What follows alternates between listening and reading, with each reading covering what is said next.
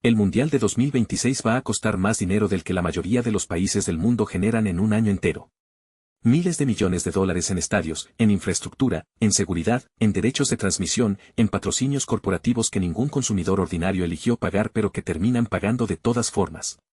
Y en el centro de todo ese flujo de dinero hay una pregunta que los medios deportivos raramente formulan con la claridad que merece: ¿quién se queda realmente con ese dinero? ¿Y quién paga la parte que nadie quiere pagar? Porque el Mundial no es un evento deportivo con una economía secundaria. Es una economía primaria con un evento deportivo integrado. Y entender la diferencia entre esas dos cosas cambia completamente la manera en que se ve el torneo más grande del planeta. Suscríbete ahora a El Lado Oculto del Fútbol y activa la campana antes de continuar. Este canal existe para contar lo que los patrocinadores del Mundial no quieren que sepas, lo que la FIFA no incluye en sus comunicados de prensa, y lo que los medios deportivos que dependen de esos mismos patrocinadores nunca tienen incentivos para investigar. Este video es exactamente eso. Dale like ahora mismo. Lo que sigue es el análisis económico más completo del Mundial 2026 que vas a encontrar en YouTube en español, y empieza con un número que va a cambiar la manera en que ves este torneo. El número que nadie pronuncia en voz alta.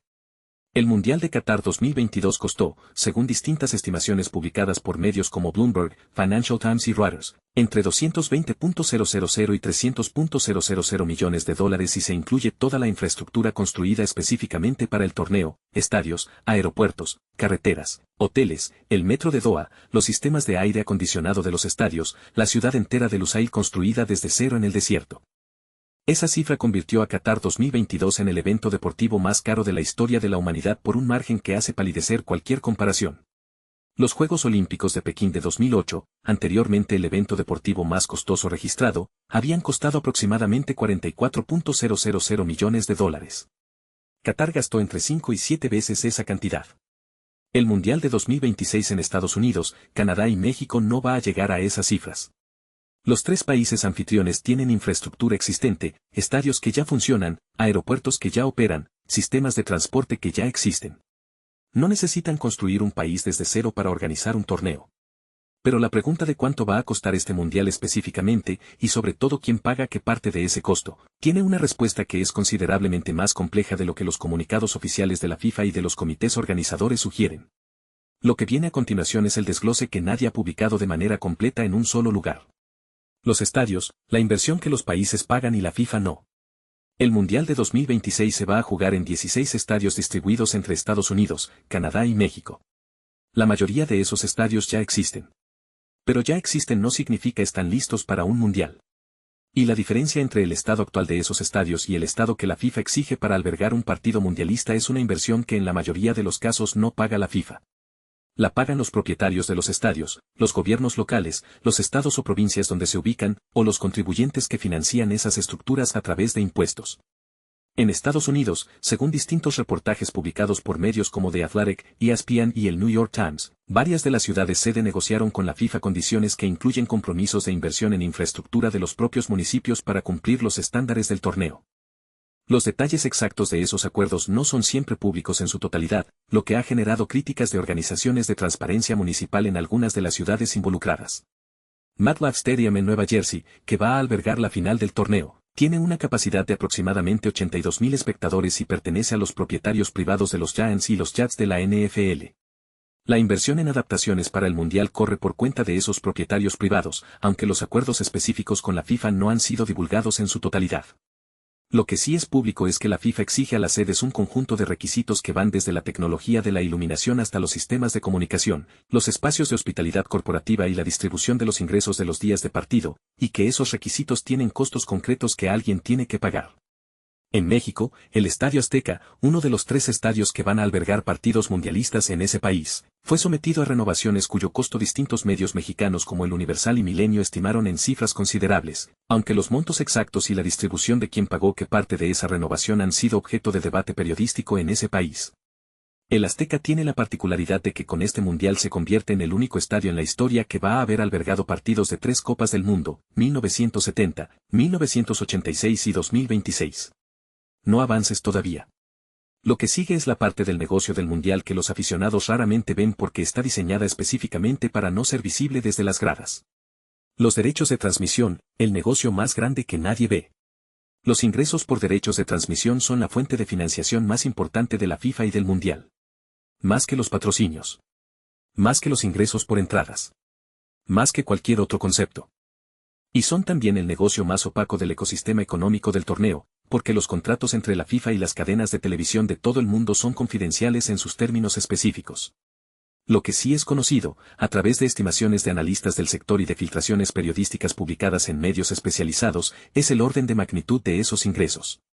Para el ciclo mundialista 2019 a 2022, la FIFA reportó ingresos totales de aproximadamente $7.500 millones, de los cuales la mayor parte correspondía a derechos de transmisión y patrocinios. El ciclo 2023 a 2026, que culmina con el Mundial de Estados Unidos, Canadá y México, se proyecta en distintos análisis del sector como significativamente superior a ese número. Las negociaciones de derechos de transmisión del Mundial 2026 en el mercado estadounidense, el más grande del mundo, fueron especialmente significativas.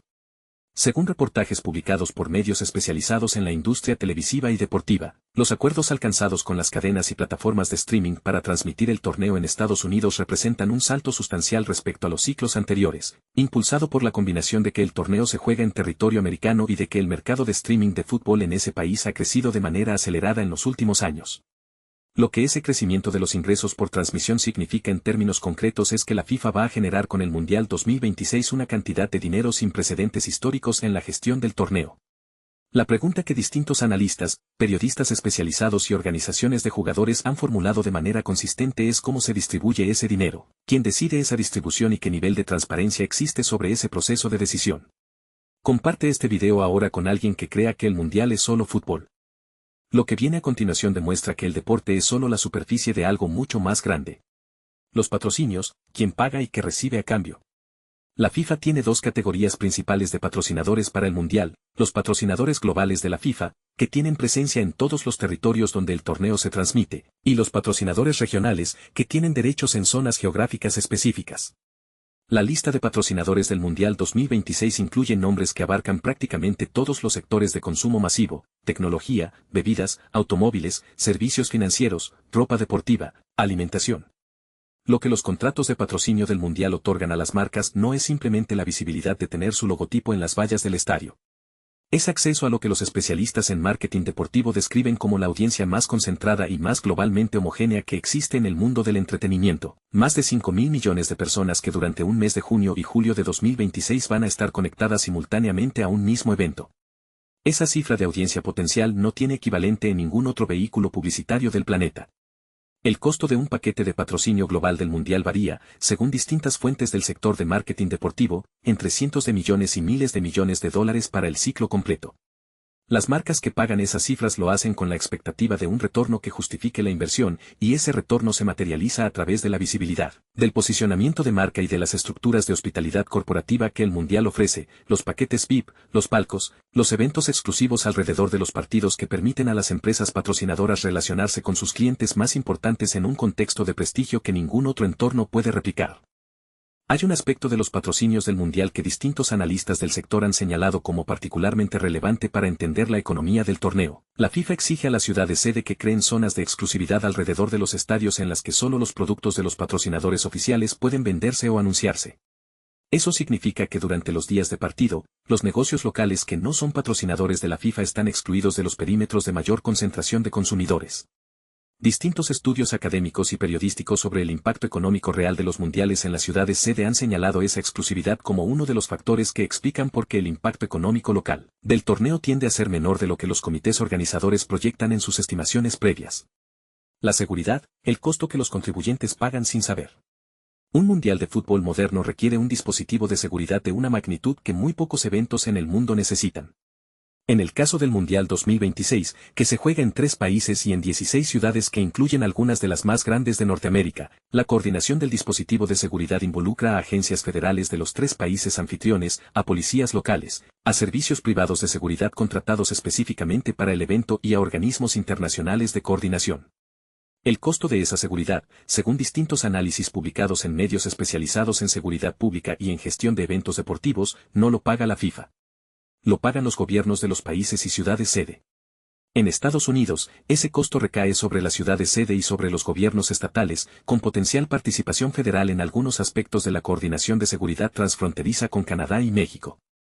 En las negociaciones previas al torneo, distintos medios reportaron que algunos gobiernos locales de ciudades sede estadounidenses señalaron el costo de seguridad como uno de los elementos más difíciles de cuantificar con precisión en sus estimaciones de gasto, precisamente porque la naturaleza del dispositivo requerido por la FIFA no es siempre completamente predecible hasta las semanas inmediatamente anteriores al evento.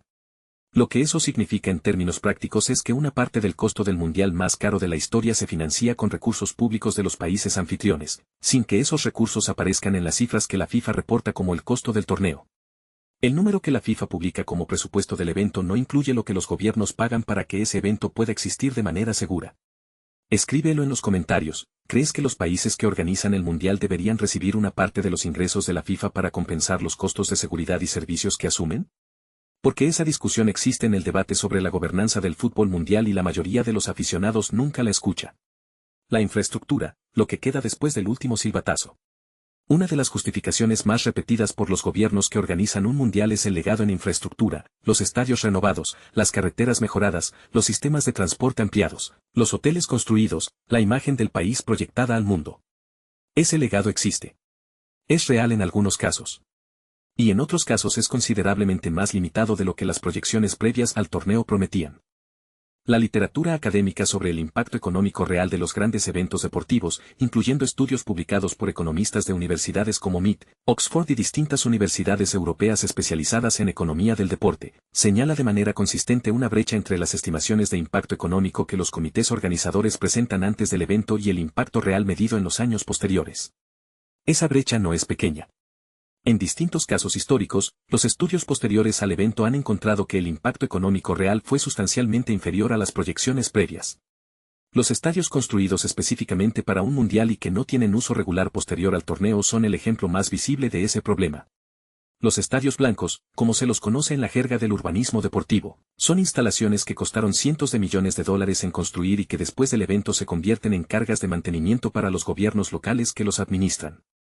Qatar 2022 hectáreas generado debates específicos sobre qué va a ocurrir con varios de sus estadios construidos en el desierto, algunos de los cuales han sido desmontados o reconvertidos después del torneo según distintos reportajes de seguimiento publicados por medios internacionales.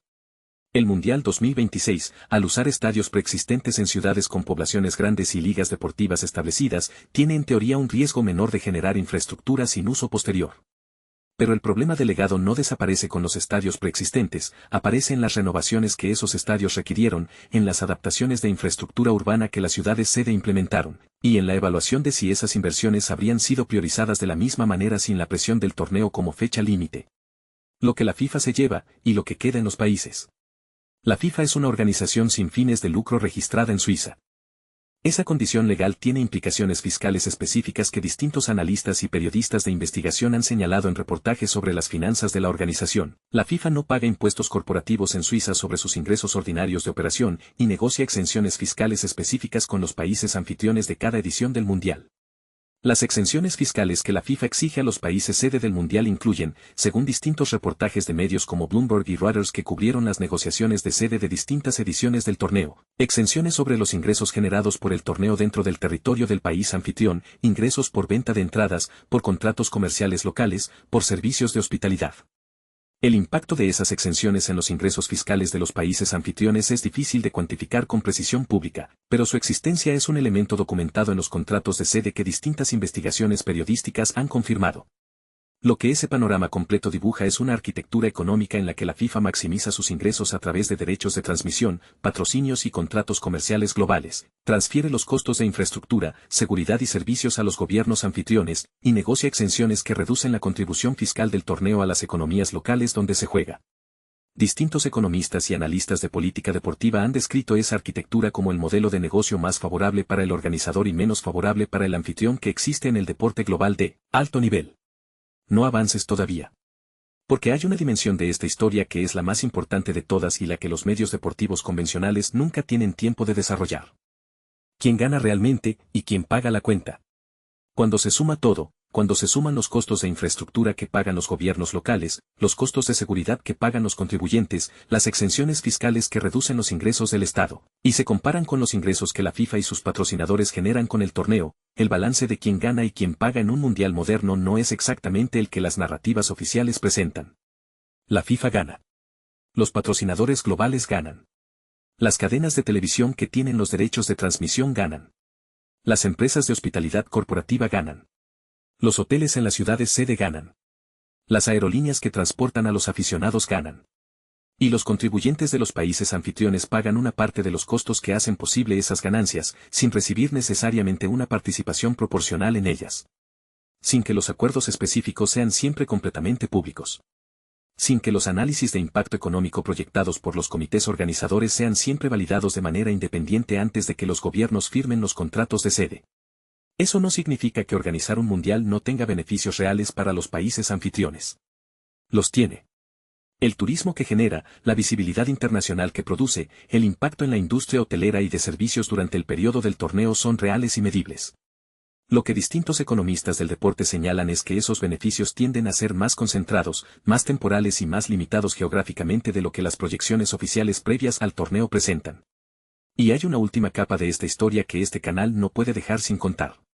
El Mundial 2026 y las preguntas que nadie está formulando. El Mundial de 2026 es el primero con 48 equipos. Ese formato expandido no es solo una decisión deportiva sobre cuántas selecciones merecen participar. Es también una decisión económica, más equipos significa más partidos significa más derechos de transmisión que vender, más derechos que vender significa más ingresos para la FIFA. La expansión de equipos fue aprobada por la FIFA en 2017, durante la presidencia de Gianni Infantino, con argumentos que mezclaban la democratización del fútbol mundial, que es un argumento legítimo y real, con las proyecciones de ingresos adicionales que el formato expandido generaría. Los críticos de la expansión señalaron desde el primer momento que el número de partidos adicionales requeriría más semanas de torneo, más estadios simultáneos y mayor complejidad logística, con costos que recaerían sobre los países anfitriones. La pregunta que distintos analistas del fútbol mundial y del negocio deportivo han formulado desde entonces es si el interés genuino en democratizar el acceso al mundial y el interés económico de la FIFA en maximizar sus ingresos con un formato más grande son completamente separables, o si la expansión sirvió a ambos intereses simultáneamente de maneras que no siempre se presentaron con esa transparencia en las comunicaciones oficiales de la organización. Esa pregunta no tiene respuesta simple. Y es exactamente el tipo de pregunta que el fútbol necesita que alguien formule en voz alta, con datos, con contexto y sin el filtro que los medios que dependen de la publicidad de los patrocinadores del mundial tienen cuando cubren ese torneo. El mundial más caro de la historia va a producir imágenes extraordinarias, partidos extraordinarios, momentos que el fútbol va a recordar durante décadas. Y simultáneamente va a mover una cantidad de dinero que merecería el mismo nivel de atención que los goles, los campeones y las celebraciones. Porque el dinero no es el opuesto del fútbol. Es la condición de posibilidad de que el fútbol moderno exista tal como existe. Y entender esa condición es entender algo fundamental sobre el deporte más popular del planeta. Activa la campana ahora. Este canal sigue publicando las investigaciones que el fútbol oficial prefiere que no veas completas. Y en el canal hay un video que te cuenta la historia del hombre que construyó el sistema financiero de la FIFA durante 24 años y lo que eso dejó detrás. Es la pieza que completa lo que acabas de ver. Encuéntralo ahora.